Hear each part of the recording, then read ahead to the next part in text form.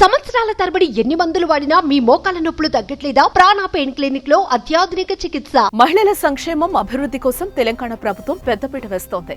మహిళల కోసం రకరకాల పథకాలు రాష్ట్రంలో అమలవుతున్నాయి.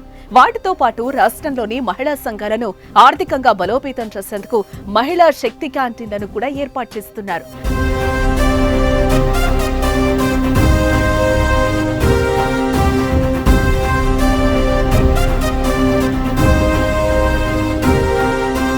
జూన్ 21న తెలంగాణ సచివాలయంలో 2 మహిళా శక్తి క్యాంటీన్లను ప్రారంభించి ఈ కార్యక్రమానికి రేవంత్ రెడ్డి సర్కార్ శ్రీకారం చుట్టింది. తర్వాత రాష్ట్రంలోనే పలు జిల్లాల్లో ఏర్పాటు చేస్తున్నారు. 151 మహిళా శక్తి క్యాంటీన్లు ఏర్పాటు చేయాలనే లక్ష్యంతో ముందుకు సాగుతున్నారు. ఈ క్రమంలోనే తాజాగా ములుగు జిల్లాలో ఇందిరా మహిళా శక్తి క్యాంటీన్ను పంచాయతీరాజ్ గ్రామీణాభివృద్ధి శాఖ మంత్రి సీతక్క ప్రారంభించారు.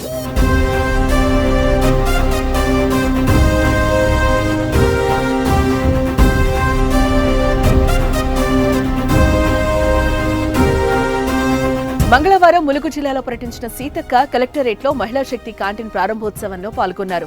శక్తి క్యాంటీన్ ను ప్రారంభించడంతో పాటు దివ్యాంగులకు బాటీతో నడిచే వాహనాలు, చక్రాల కుర్చీలను సీతక్క పంపిణీ చేశారు. అనంతరం మాట్లాడుతూ మహిళా శక్తి క్యాంటీన్ల ద్వారా మహిళలు ఆర్థిక శక్తిగా ఎదగడం కోసం ప్రభుత్వం తోడ్పాటు అందిస్తుందని తెలిపారు.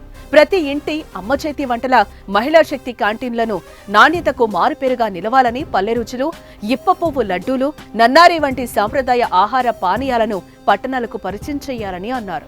గారెలు, సకినాలు ఇవే తెప్పించుకొని తింటాం. అక్కడ అంతకుముందు మిర్చిలు తప్ప ఏం దొరికేది కాదు.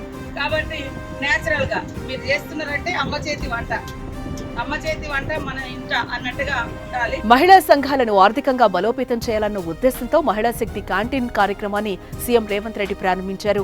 అన్ని ప్రధాన కార్యాలయాలు, కలెక్టరేట్లు, పర్యాటక ప్రాంతాలు, దేవాలయాలు, బస్టాండ్లు, పారిశ్రామిక ప్రాంతాల్లో వీటిని ఏర్పాటు చేస్తున్నారు. వీటిపై మహిళలు ఆనందం వ్యక్తం చేస్తున్నారు.